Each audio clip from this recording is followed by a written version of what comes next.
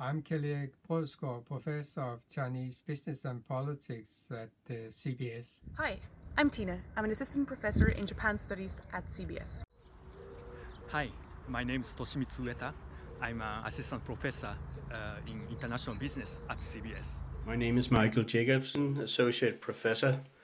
I am teaching international business in Asian markets at IBA. Due to the corona crisis, the Chinese economy took a big hit in the first quarter of 2020.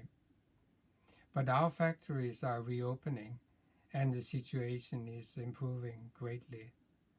The International Monetary Fund estimates that in 2020, the Chinese economy will grow by 1 to 2%, whereas the US economy will experience a drop of 7%. As a consequence, the Chinese economy in nominal terms will overtake the US economy already in 2 to 3 years. In purchasing power parities, it has probably already done so. China's role in the global economy will increase significantly. There is a growing need for people who understand how to navigate in the Chinese market, which culturally and politically is so different from ours.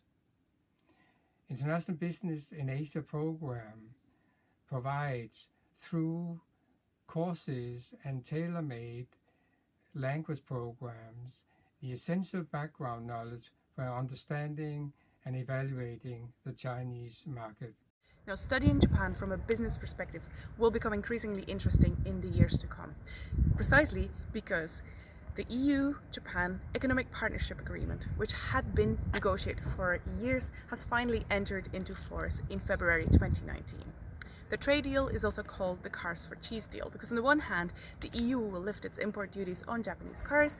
On the other hand, Japan will abolish its tariffs for European cheese, dairy and other agricultural products.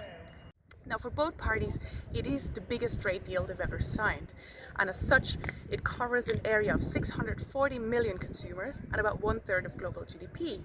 Because of its sheer size, it will thus also impact more than just the EU and Japan, but also the rest of the world and the global trade order. As you may know, Japan has unique culture and practices.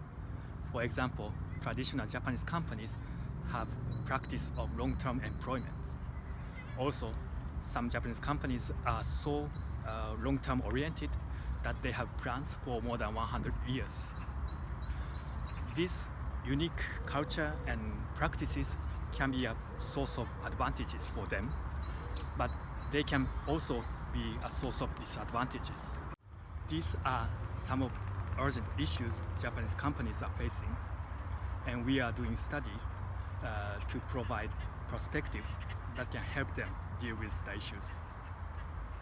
I find it very fascinating to look at the cultural diversity that companies are encountering when entering a foreign market in Asia.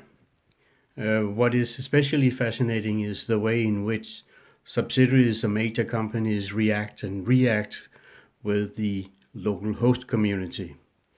This actually puts forward the question of cultural diversity, and it really has an impact on the functionality of the company if this process is not understood in the right proper way. So in my class, I teach various kinds of methodologies and theories that deal with this particular question. And it is not only a question of economy, but it is also a question of how to understand the societies in which the companies act. And here, employees and management relations are extremely important. They have to be aligned to various interests if the whole thing is to come up to a success. Find out more about international business in Asia by clicking the link above.